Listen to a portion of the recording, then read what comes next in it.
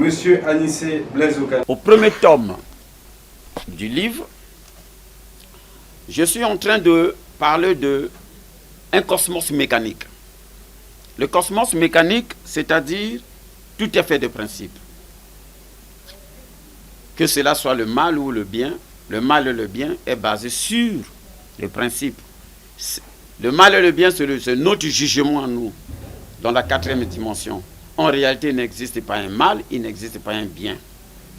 Mais dans la quatrième dimension, on a tendance à dire que ce qu'il a fait là, c'est mauvais, et ce que moi je fais, c'est bien, ou bien ce que moi je fais, c'est mauvais, ce que l'autre a fait, c'est bien. Donc, le premier tome dit que, avant que les dieux y soient, parce que c'est nous qui avons créé les dieux, nous les humains, c'est nous qui avons créé les dieux. Les dieux n'ont pas créé les humains, ni Dieu n'a pas créé les humains. Donc avant que Dieu y soit, ou bien les dieux y soient, il existait d'abord l'intelligence. Qui est cette intelligence? Je peux prendre entre griffes l'homme. Parce que l'homme n'est pas seulement de la terre, ou bien nous le genre masculin. L'homme est une conception d'idées, de référence, de conscience. L'homme, on appelle humain, celui qui peut joindre l'utile à l'agréable. Celui qui peut joindre le jeu à moi. Donc, il peut joindre l'être intérieur à l'être physique. La seule différence qui existe entre l'homme et l'animal, parce que l'homme est conscient de l'acte qu'il pose. Si l'homme sort de son état de conscience de l'acte qu'il pose, il devient l'animal. Deuxième chapitre, je quitte le premier tome, qui est fait de lois. Le deuxième tome explique les civilisations, évolutions, les rapports de force. Pourquoi? Qu'est-ce qu'une civilisation? Les gens s'embrouillent le plus. Ils prennent la civilisation comme une masse des hommes qui suivent un mouvement. Non. La civilisation commence par un iota, veut dire un embryon dans une cellule, des particules qui deviennent des atomes qui deviennent des molécules qui s'assemblent deviennent des cellules et des cellules créent des visibilités capables de toucher, parce que si on vous présente un atome à l'œil nu, vous ne pouvez pas le voir, mais il faudra que ces atomes se regroupent par milliers pour que vous puissiez le voir. Donc le deuxième tome est en train de dire, avec l'évolution de notre civilisation, il y a eu un complexe de curiosité que les hommes de civilisation ont accusé. Et dans ce complexe de curiosité, l'homme a inventé tout ce que nous croyons aujourd'hui. Il a inventé Dieu, il a inventé le diable, il a inventé le paradis, il a inventé l'enfer, il a inventé plein de choses. Et il a fait de ces choses son arme de guerre. Le troisième tome vient pour dire aux Africains, vous êtes soumis par culture. Et qui dit culture, dit hégémoniste. Vous êtes soumis par culture. Parce que vous ne pouvez pas avoir de l'intelligence. Puisque si vous avez de l'intelligence, si vous comprenez bien des choses, vous allez plus obéir. Celui qui n'obéit plus, il crée quoi? Sa révolution. Mais on ne peut pas créer une révolution sans référence. Ou bien on ne peut pas créer une révolution, comme on dit, on ne met pas de vin nouveau dans des vieilles outres. Donc, ce qui revient à dire, à chaque génération, sa drogue. Notre drogue aujourd'hui, c'est de donner à l'Afrique sa clé de spiritualité. C'est de dire aux Africains, vous n'êtes pas inutiles. Vous appartenez bien à un ordre. Et c'est un ordre cosmique. Ce n'est pas qu'en priant Jésus, Muhammad, Krishna ou bien l'autre là, que vous allez rater le paradis, ça n'existe pas. C'est aussi un état mental. Tu as brocardé le christianisme. Mais il s'avère que tu portes encore des prénoms chrétiens. Le nom que quelqu'un porte a un dynamisme. Il peut porter une foudre, il peut porter quelque chose. Étant du Nyari, chez nous, quand on appelle un homme Mukuyu, regardez dans son comportement, c'est un peu diable. Quand on dit Kuyu, c'est la même chose. Il se comporte, vous trouverez le comportement du diable. Okana veut dire quoi? Mais non, nous faisons le contraire. On dit non, mon enfant a 1 année, mon enfant a 2 années. Non. L'âge dégringole. Ça descend. C'est quand tu as mis le crédit dans ton téléphone de 5 000, le crédit de 5 000, si tu ne commences pas à appeler. Dès que tu commences à appeler, ça diminue. Nous naissons grands. Mais nous devenons petits par éducation. Si moi je n'éduque pas mon enfant, je ne le mets pas dans une société où on porte les soutanes, où on doit peut-être prier 5 fois, j'aurai peut-être un petit génie, un petit qui peut faire quelque chose. Mais il suffit que je le prenne, je le mette quelque part, mon enfant serait moulé dans l'endroit où il est. Donc l'âge, nous naissons grands et nous devenons petits. Le secret de la connaissance des initiés étudié non nécessairement comme essentiel. Ce qui veut dire, donc quand on prend la science, c'est tout un mot des initiés.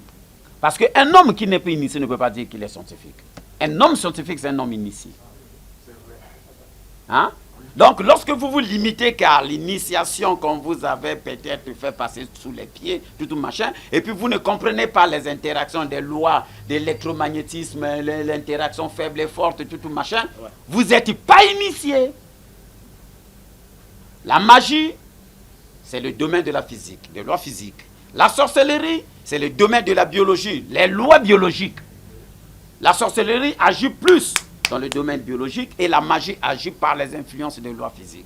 Et je reviens sur son projet, parce que dans le 2e tome, il dit qu'il a un projet de l'éternité.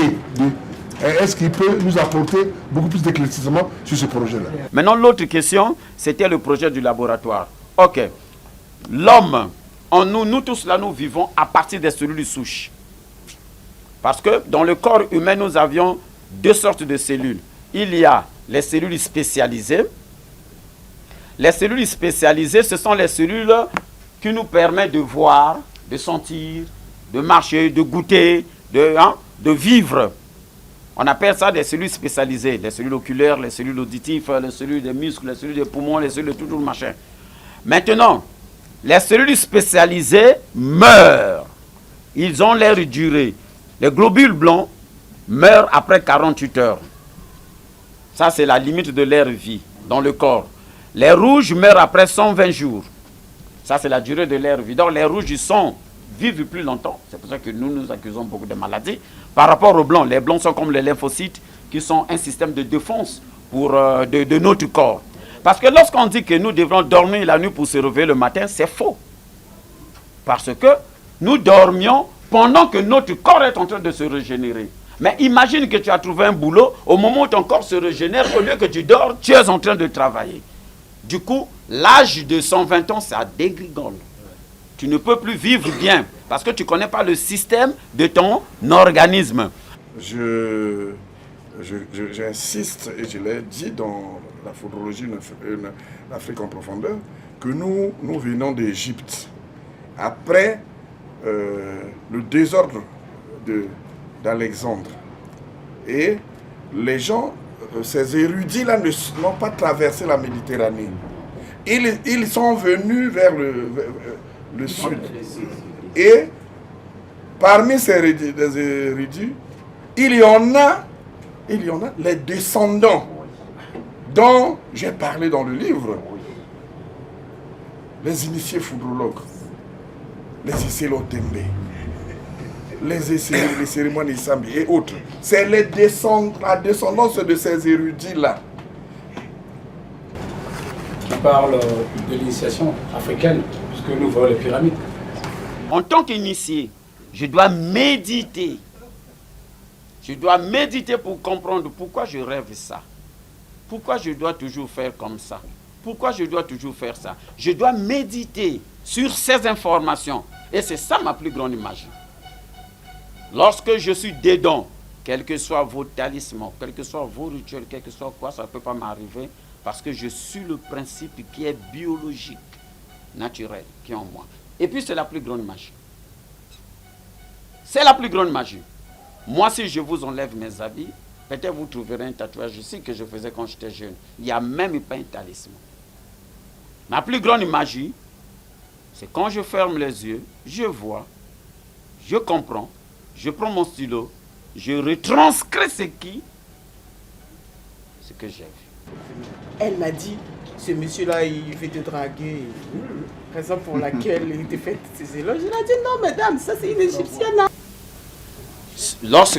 Lorsque moi je choisis midi pour prier, c'est moi qui ai choisi midi.